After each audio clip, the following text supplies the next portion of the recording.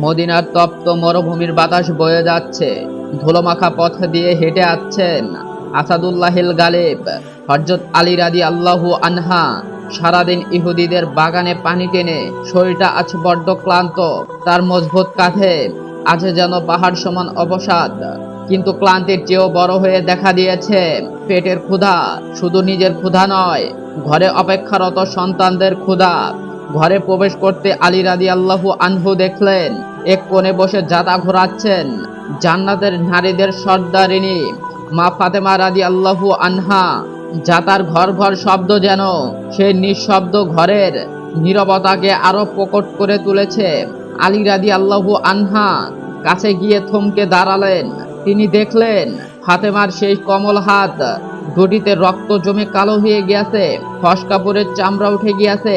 পানির মশক টানতে টানতে তার বুকের পাঁজরে দাগ বসে গিয়েছে। আলী রাদিয়াল্লাহু আনহা ধীর কণ্ঠে ডাকলেন, হে আল্লাহর রাসূলের দুলালী, তুমি কেন আমাকে বললে না? আমি কি জাতা পিষে দিতাম না?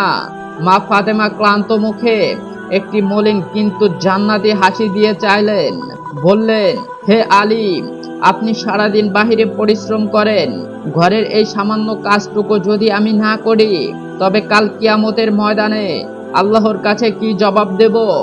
এ কষ্ট তো ক্ষণস্থায়ী। এমন সময় ছোট হাসান আর হুসাইন দৌড়ে এলো। তাদের চোখগুলো কাঠরাগত, মুখটা মলিন। হাসান ধীর পায়ে মায়ের কাছে গিয়ে জড়িয়ে ধরলো। মা, পেটে খুব আগুন জ্বলছে, কিছু কি নেই? ফাতেমা রাদিয়াল্লাহু আনহু এর চোখে পানি টলমল করে উঠল। তিনি আকাশের দিকে তাকিয়ে অস্ফুট সুরে বললেন, হে আল্লাহ, মুহাম্মদ সাল্লাল্লাহু আলাইহি ওয়াসাল্লাম এর পরিবার আজ 3 দিন ধরে অনাহারে, তুমি উত্তম রিজিক দাতা। আলী রাদিয়াল্লাহু আনহা আর স্থির থাকতে পারলেন না। তিনি চাদরটা গায়ে জড়িয়ে বের হয়ে পড়লেন। যদি কোথাও একটু কাজের বিনিময়ে কিছু খেজুর বা আটা জোগাড় করা যায়। মদিনার আকাশ তখন তপ্ত, সূর্যটা যেন আগুন ঢালছে। হযরত আলী রাদিয়াল্লাহু আনহা ঘর থেকে বের হয়ে গলির মোড়ে দাঁড়ালেন। পকেটে একটিও দিরহাম নেই। ঘরে বিবি ফাতেমা আর তার 2 কলিজার টুকরো হাসান আর হুসাইন ক্ষুধার তাড়নায়। ছোট ছোট বাচ্চা দুটির কণ্ঠ দিয়ে যেন আর আওয়াজ বের হচ্ছে না। আলী রাদিয়াল্লাহু আনহা এর বুকের ভেতরটা হাহাকার হয়ে উঠল। তিনি ভাবলেন, আমি আসাদুল্লাহ, আল্লাহর সিংহ, অথচ আজ আমার সন্তানদের মুখে এক মুঠো অন্ন তুলে দিতে পারছি না। তিনি হাঁটতে হাঁটতে এক ইহুদির খেজুর বাগানে গিয়ে পৌঁছালেন। সেখানে গিয়ে দেখলেন বিশাল এক কুয়ো থেকে পানি তোলা হচ্ছে। আলী রাদিয়াল্লাহু আনহা এগিয়ে গিয়ে বললেন, আমি কি তোমার এই কুয়ো থেকে পানি তুলে দিতে পারি? বিনিময়ে আমাকে কিছু খাবার দেবে। ইহুদি মালিক রাজি হলো। প্রতি বালতি পানির বিনিময়ে একটি করে খেজুর। আলী রাদিয়াল্লাহু আনহা কাজ শুরু করলেন। সারা শরীর ঘামে ভিজে একাকার, হাতের তালু ফেটে রক্ত বের হওয়ার উপক্রম। কিন্তু তিনি থামলেন না। প্রতিটি বালতি তোলার সময় তিনি মনে মনে আল্লাহর জিকির করছিলেন। বেশ কিছু সময় পর তিনি 17টি খেজুর পারিশ্রমিক হিসাবে পেলেন। সেই 17টি খেজুর নিয়ে তিনি যখন বাহিরের দিকে দৌড়াচ্ছিলেন, পথে এক বৃদ্ধ অভাবী মানুষের সাথে দেখা হলো। লোকটি আর্তনাদ করে বলল, হে আল্লাহর বান্দা, আমি আজ 3 দিন ধরে কিছু খাইনি, আমাকে একটু সাহায্য করো। আলী রাদিয়াল্লাহু আনহা থমকে দাঁড়ালেন। একদিকে বাড়িতে ক্ষুধার্ত হাসান ও হুসাইন, অন্যদিকে দরজায় আসা এই সোয়ালকারী। তিনি চিন্তা করলেন, আমার নবী শিখিয়েছেন নিজের চেয়ে অন্যকে প্রাধান্য দিতে। তিনি নিজের ভাগের সিংহভাগ খেজুর সে বৃদ্ধাকে দিয়ে দিলেন এবং বাকি সামান্য কয়েকটা খেজুর নিয়ে ঘরে ফিরলেন। ঘরে ফিরে দেখলেন দৃশ্যটা আরো করুণ। মা ফাতেমা রাদিয়াল্লাহু আনহা 2 সন্তানকে জড়িয়ে ধরে শুয়ে আছেন, যেন তারা ক্ষুধার কষ্ট ভুলে একটু ঘুমাতে পারে। আলী রাদিয়াল্লাহু আনহা পাশে গিয়ে বসলেন। হাসান চোখ মিলে তাকালো এবং ক্ষীণ সুরে বলল, আব্বু, কিছু নিয়ে এসেছো? আলী রাদিয়াল্লাহু আনহা এর 2 চোখ বেয়ে অশ্রু গড়িয়ে পড়ল। তিনি সেই সামান্য খেজুরগুলো এগিয়ে দিলেন। ফাতেমা রাদিয়াল্লাহু আনহু নিজেও একটু মুখে তুললেন না, বরং সবটুকু সন্তানদের মুখে তুলে দিলেন। ঠিক সেই মুহূর্তে ঘরের দরজায় কারাঘাত পড়ল। ভেসে এলো এক পরিচিত মধুর কণ্ঠস্বর, আসসালামু আলাইকুম ইয়া আহলাল বায়ত। হাসান ও হুসাইন চিৎকার করে উঠল, নানা ভাই এসেছেন, আমাদের নানা ভাই এসেছেন।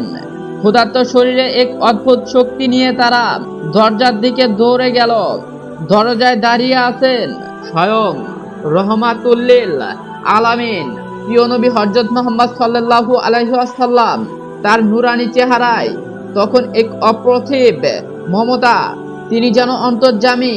তিনি আগে থেকে বুঝতে পেরেছেন তার কলিজার টুকরো ফাতেমা আর তার নাতিরা আজ কষ্টে আছে। নবীজি সাল্লাল্লাহু আলাইহি ওয়াসাল্লাম ঘরে ঢুকে দেখলেন ঘরের অবস্থা। তিনি হাসান আর হুসাইনকে দুই কোলে তুলে নিলেন। তাদের শুকিয়ে যাওয়া মুখ দেখে নবীজির চোখ ভিজে উঠল। তিনি বললেন, ওরে আমার জান্নাতের বুলবুলিরা, তোমরা কি জানো আল্লাহ তাআলা ধৈর্যশীলদের জন্য জান্নাতে এক বিশাল নিয়ামত তৈরি করে রেখেছেন। দরজায় দাঁড়িয়ে থাকা রহমাতুল্লিল আলামিন সাল্লাল্লাহু আলাইহি ওয়াসাল্লাম যখন দেখলেন তার কলিজার টুকরো ফাতেমার গাল দুটি ক্ষুধার্ত অবস্থায় শুকিয়ে বসে গিয়েছে, তখন তার হৃদয়ে এক প্রচন্ড ঢেউ খেলে গেল। তিনি ঘরে প্রবেশ করে হাসান ও হুসাইনকে কোলের ওপর বসালেন। আলী রাদিয়াল্লাহু আনহা এক কোণে লজ্জিত বিমোষ হয়ে বসেছিলেন, কারণ তিনি সন্তানদের তৃপ্তি ভরে খাওয়াতে পারেননি। নবীজি সাল্লাল্লাহু আলাইহি ওয়াসাল্লাম আলী রাদিয়াল্লাহু আনহা এর মনের অবস্থা বুঝতে পারলেন। তিনি অত্যন্ত কোমল সুরে বললেন, হে আলী, তুমি কি জানো আল্লাহ যখন তার কোনো বান্দাকে ভালোবাসেন তখন তাকে দুনিয়ার দুঃখ কষ্ট দিয়ে পরীক্ষা করেন। এই যে আজ তোমরা অনাহারে আছো, এটি তোমাদের অমর্যাদা নয়, বরং জান্নাতের তোমাদের সুউচ্চ মাকামের নির্দেশন। ফাতেমা রাদিয়াল্লাহু আনহু নবীজির সামনে এসে বসলেন। তার পরনের ওড়নাটি ছিল তালিমারা, জায়গায় জায়গায় ছিঁড়ে যাওয়া। নবীজি সাল্লাল্লাহু আলাইহি ওয়াসাল্লাম তার মেয়ের হাতের দিকে তাকিয়ে দেখলেন জাতা ঘোরানোর দাগগুলো স্পষ্ট হয়ে আছে। নবীজি সাল্লাল্লাহু আলাইহি ওয়াসাল্লাম এর চোখ দিয়ে অশ্রু গড়িয়ে পড়ল। তিনি ফাতেমার হাতটি নিজের হাতে নিয়ে বললেন, মা ফাতেমা, দুনিয়ার এই কষ্ট তো মাত্র কয়েকদিনের, ধৈর্য ধরো মা। জান্নাতে তোমার জন্য আল্লাহ এমন সব নিয়ামত রেখেছেন যা কোনো চোখ দেখেনি, কোনো কান শোনেনি। হাসান রাদিয়াল্লাহু আনহা তখন ক্ষীণ সুরে জিজ্ঞাসা করলেন, নানা ভাই, জান্নাতে কি আমাদের আর কখনো ক্ষুধা লাগবে না? আমাদের কি সেখানে এমন করে পেটে পাথর বাঁধতে হবে? এই কথা শুনে নবীজি সাল্লাল্লাহু আলাইহি ওয়াসাল্লাম এর বুক ফেটে কান্না এলো।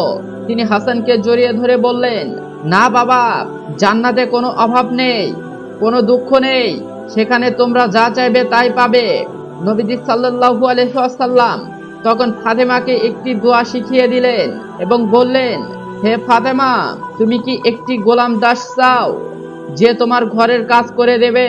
তার চেয়েও উত্তম হলো তুমি ঘুমানোর আগে সুবহান আল্লাহ 33 বার, আলহামদুলিল্লাহ 33 বার এবং আল্লাহু আকবার 34 বার পড়বে। এটি তোমাকে দুনিয়ার যে কোনো দাসের চেয়ে বেশি শক্তি দেবে। সেই রাতে আলী রাদিয়াল্লাহু আনহা এবং ফাতেমা রাদিয়াল্লাহু আনহু আল্লাহর ওপর পূর্ণ ভরসা রেখে তাসবিহ পাঠ করতে করতে ঘুমিয়ে পড়লেন। রাতের গভীরে যখন পুরো মদিনা নিস্তব্ধ, তখন তাদের সেই কুঠিরে যেন জান্নাতের সুবাস ছড়িয়ে পড়ল। ফেরেশতারা যেন সেই ঘরের চারপাশে ঘিরে আল্লাহর প্রশংসায় গান গাইছিল। পরদিন সকালে এক অদ্ভুত ঘটনা ঘটল। আলী রাদিয়াল্লাহু আনহা যখন ফজরের নামাজ পড়ে ঘরে ফিরলেন, দেখলেন দস্তরখানায় অদ্ভুত এক সুবাসিত খাবার রাখা হয়েছে, যে খাবারের ঘ্রাণে পুরো ঘর মরমর করছে। ফাতেমা রাদিয়াল্লাহু আনহু অবাক হয়ে তাকিয়ে আছেন। আলী রাদিয়াল্লাহু আনহা জিজ্ঞাসা করলেন, হে ফাতেমা, এই খাবার কোথা থেকে এলো? আমাদের তো ঘরে কিছুই ছিল না। ফাতেমা রাদিয়াল্লাহু আনহু আসমানের দিকে ইশারা করে বললেন, এটি সেই আল্লাহর পক্ষ থেকে এসেছে, যিনি যাকে ইচ্ছা বেহিসাবি রিজিক দান করেন।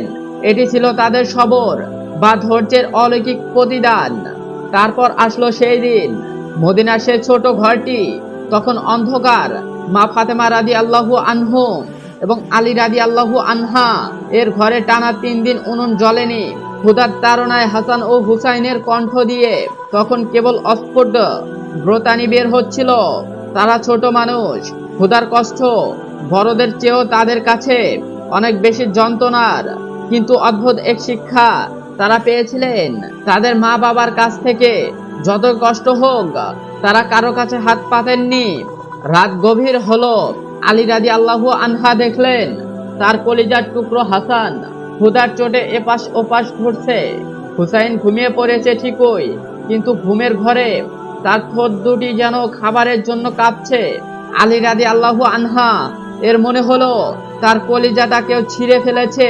তিনি অন্ধকারে আকাশের দিকে তাকিয়ে বললেন, হে আরশের মালিক, আমার শক্তি ফুরিয়ে এসেছে, কিন্তু তোমার রহমত তো অশেষ, তুমি আমাদের ধৈর্য দাও।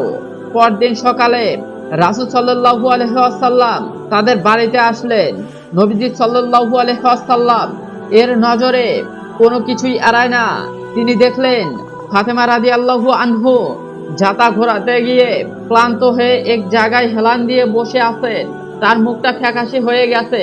নবীজি সাল্লাল্লাহু আলাইহি ওয়াসাল্লাম কাছে গিয়ে বসলেন, মা ফাতেমা, তোমার মুখ এমন বিবর্ণ দেখাচ্ছে কেন? ফাতেমা রাদিয়াল্লাহু আনহু তার বাবার দিকে তাকিয়ে চোখের জল আর চেপে রাখতে পারলেন না। তিনি নিচু সুরে বললেন, আব্বাজান, আজ 3 দিন আমাদের ঘরে এক দানা অন্ন নেই। হাসান ও হুসাইন ক্ষুধার্ত অবস্থায় রাত কাটিয়েছে। এ কথা শুনে দয়ার নবী সাল্লাল্লাহু আলাইহি ওয়াসাল্লাম এর চোখে বেয়ে অশ্রু ঝরাতে লাগলো। তিনি নিজের চাদরের কোনা দিয়ে চোখ মুছলেন। তিনি বললেন, হে আমার বেটি, তুমি কি জানো তোমার বাবা মুহাম্মদ সাল্লাল্লাহু আলাইহি ওয়াসাল্লাম এর ঘরেও আজ 3 দিন কোনো আগুন জ্বলে না। আমি নিজেও আজ 3 দিন অনাহারে আছি, কিন্তু আল্লাহ তাআলা আমাদের এই ত্যাগের বিনিময়ে জান্নাতের সেই রাজত্ব দেবেন যা কখনো শেষ হবে না। ঠিক এই মুহূর্তে এক বিশেষ ঘটনা ঘটলো যা ইতিহাসের পাতায় স্বর্ণাক্ষরে লেখা আছে। রাসূল সাল্লাল্লাহু আলাইহি ওয়াসাল্লাম হাসান আর হুসাইনকে কোলে নিয়ে বসলেন। তিনি তাদের ক্ষুধার্ত পেটটি নিজের পেটের সাথে চেপে ধরলেন যেন তারা একটু শান্তি পায়। তিনি আকাশের দিকে হাত তুলে দোয়া করলেন। হঠাৎ দরজায় একটি শব্দ হলো। দেখা গেল জনৈক এক ব্যক্তি এক পাত্র ভর্তি খাবার নিয়ে এসেছে। সে বলল, ইয়া রাসূলুল্লাহ, আমার মন বলছিল আজ আপনাদের কোনো কষ্ট হচ্ছে, তাই আমি এই সামান্য হাদিয়া নিয়ে এসেছি। নবীজি সাল্লাল্লাহু আলাইহি ওয়াসাল্লাম সে খাবার দেখে মুচকি হাসলেন এবং বললেন, আলহামদুলিল্লাহ, আল্লাহ তার বান্দাদের ভোলে না। তিনি নিজে একটি লোকমা মুখে দিলেন না। তিনি সেই খাবারগুলো ফাতেমা, আলী এবং নাতিদের সামনে এগিয়ে দিলেন। ফাতেমা রাদিয়াল্লাহু আনহু যখন প্রথম লোকমাটি বড় ছেলের মুখে তুলে দিলেন, তখন হাসানের চোখের সেই দীপ্ত ফিরে আসছিল। নবীজি সাল্লাল্লাহু আলাইহি ওয়াসাল্লাম দূর থেকে তৃপ্তির হাসি হাসছিলেন। এটি ছিল সেই মহান পরিবারের চিত্র যারা নিজেরা না খেয়ে অন্যকে খাওয়াতেন, আর আল্লাহ তাআলা আসমান থেকে তাদের জন্য রিজিকের ফয়সালা করতেন। মদিনার মসজিদের নববীতে তখন নামাজের সময় সাহাবায়ে কিরাম কাতারবন্দি হয়ে দাঁড়িয়েছিলেন। ইমামের জায়গায় দাঁড়িয়ে আছেন বিশ্বের সর্বশ্রেষ্ঠ মানব হযরত মুহাম্মদ সাল্লাল্লাহু আলাইহি ওয়াসাল্লাম।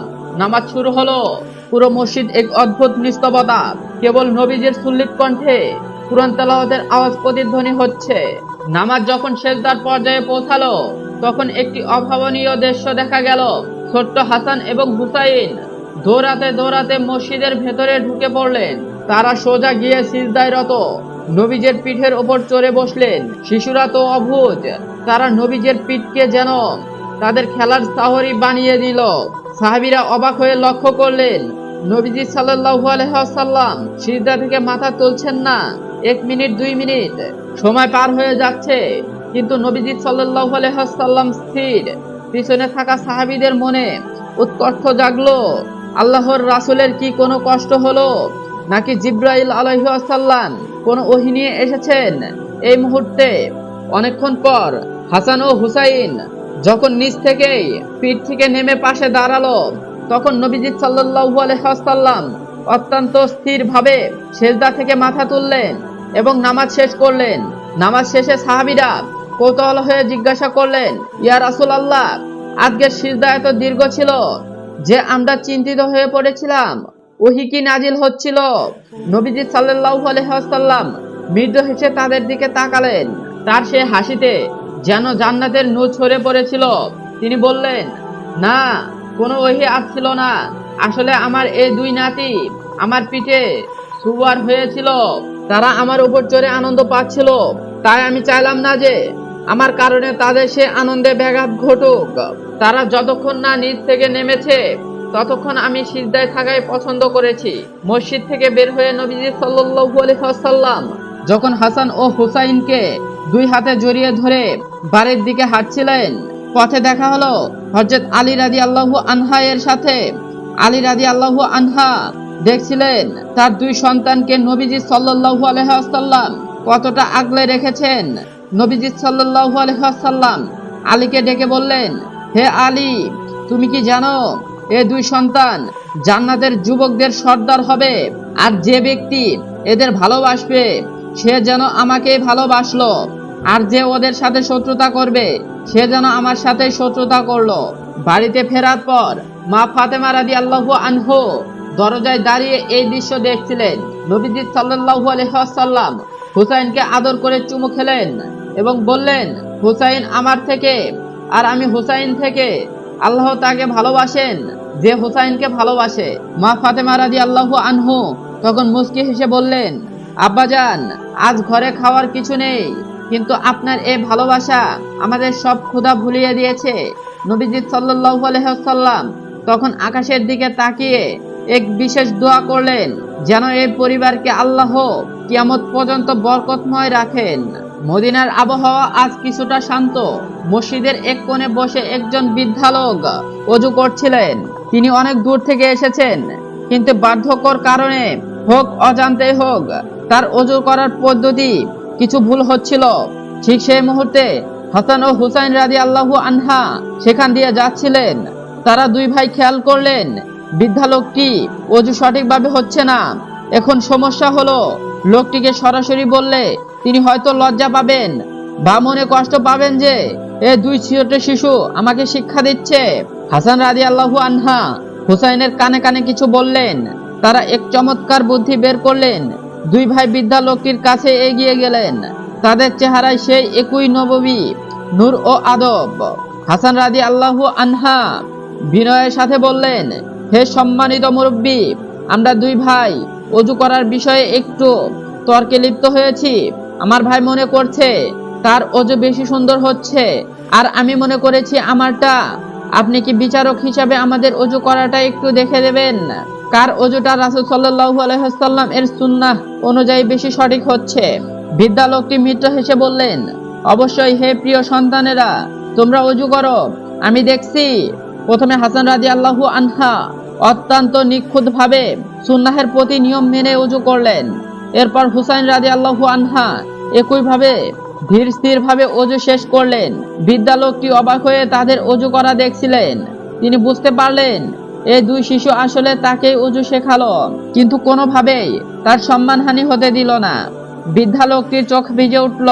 তিনি তাদের দুইজনকে জড়িয়ে ধরে কপালে চুমু খেয়ে বললেন, আল্লাহর কসম, তোমাদের দুইজনের ওযুই সঠিক হয়েছে। ভুল তো ছিল আমার।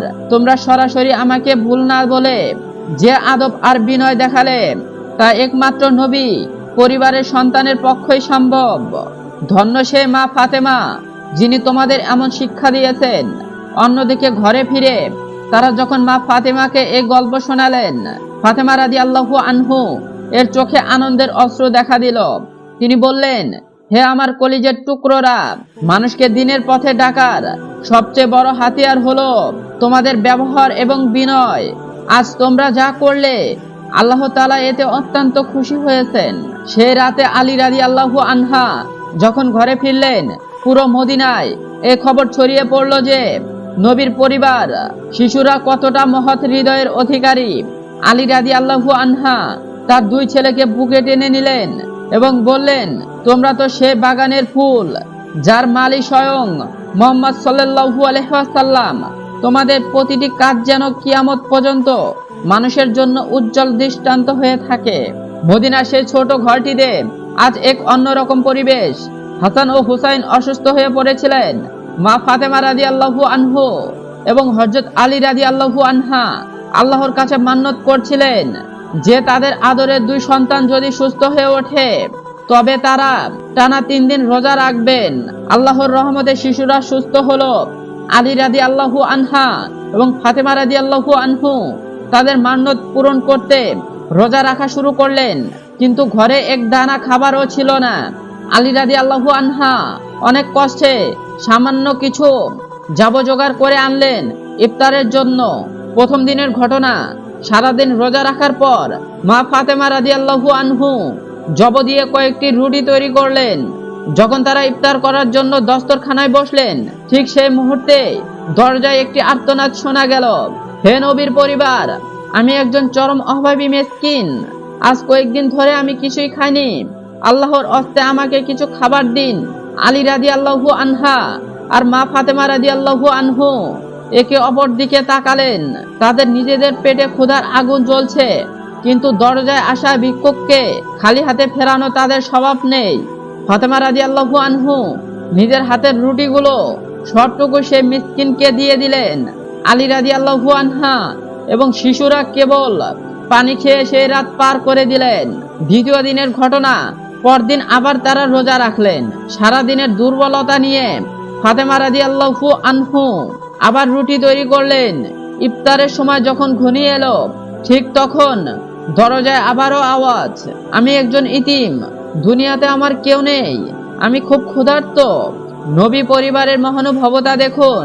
আজ দ্বিতীয় দিনও তারা নিজেদের মুখের খাবার সেই ইতিম শিশুর হাতে তুলে দিলেন। এক ফোঁটা পানি ছাড়া তাদের পেটে আর কিছুই পড়ল না। হাসান ও হুসাইনের ছোট ছোট মুখগুলো শুকিয়ে ফ্যাকাশে হয়ে গেছে, কিন্তু তাদের চোখ মুখে কোনো অভিযোগ নেই। তৃতীয় দিনের ঘটনা, তৃতীয় দিনে তাদের শরীরের অবস্থা চরম খারাপ, উঠে দাঁড়ানোর শক্তিটুকু যেন নেই, কিন্তু মান্নত পূরণ করতে হবে। তৃতীয় দিন সন্ধ্যায় যখন তারা ইফতার করতে যাবেন, তখন এক যুদ্ধবন্দী এসে দরজায় দাঁড়ালো। সে বলল, আমি ক্ষুধার যন্ত্রণায় কদরাচ্ছি, আমাকে কিছু খেতে দিন। তৃতীয় দিনও তারা তাদের ইফতারের খাবারটুকু সে বন্দীকে দান করে দিলেন। টানা 3 দিন তারা শুধু পানি পান করে রোজা রাখলেন। আকাশ থেকে ফেরেশতারা এই দৃশ্য দেখে অবাক হয়ে যাচ্ছিলেন। কেমন এই পরিবার, যারা নিজেরা মরণাপন্ন হয়েও অন্যের ক্ষুধা মেটায়। পরদিন সকালে হযরত আলী রাদিয়াল্লাহু আনহা যখন হাসান ও হুসাইনকে নিয়ে নবীজি সাল্লাল্লাহু আলাইহি ওয়াসাল্লামের কাছে গেলেন, নবীজি তাদের দেখে কেঁদে ফেললেন। তাদের শরীরটা থরথর করে কাঁপছিল।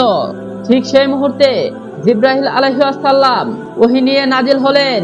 আল্লাহ তাআলা তাদের এই ত্যাগের সম্মানে পবিত্র কোরআনের সূরা দাহর নাজিল করলেন। তারা আল্লাহর প্রেমে অভাবী এতিম বন্দীদের খাবার দান করে। তারা বলে, আমরা কেবল আল্লাহর সন্তুষ্টির জন্য তোমাদের খাওয়াচ্ছি। নবীজি সাল্লাল্লাহু আলাইহি সাল্লাম আনন্দের অশ্রু নিয়ে বললেন, হে আলী, আল্লাহ তোমাদের উপর সন্তুষ্ট হয়েছেন। জান্নাতে তোমাদের এমন এক দস্তরখানায় সাজানো হয়েছে যার কোনো তুলনা নেই। নবী পরিবারের কষ্টের দিনগুলো যেন শেষ হচ্ছিল না, কিন্তু এর মধ্যে নেমে এলো এক মহাসংকট। রহমাতুল আলামিন সাল্লাল্লাহু আলাইহি ওয়াসাল্লাম অসুস্থ হয়ে পড়লেন।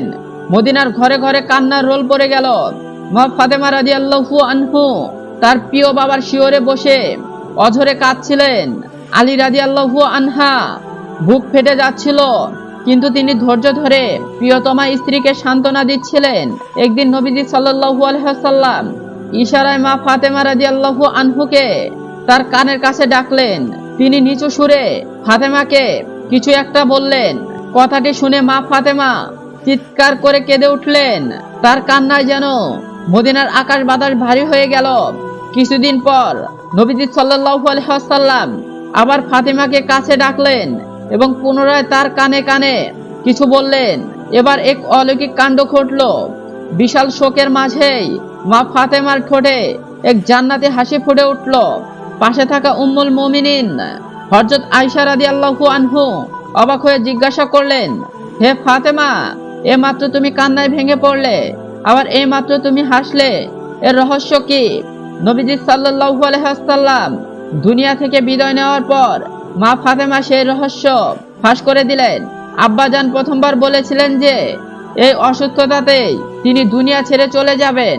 বাবার বিচ্ছেদের কথা শুনে আমি সইতে পারিনি, তাই কেঁদেছিলাম। কিন্তু দ্বিতীয়বার তিনি আমাকে বললেন, হে ফাতেমা, আমার ইন্তেকালের পর আমার পরিবারের মধ্যে তুমি সবার আগে আমার সাথে জান্নাতে মিলিত হবে।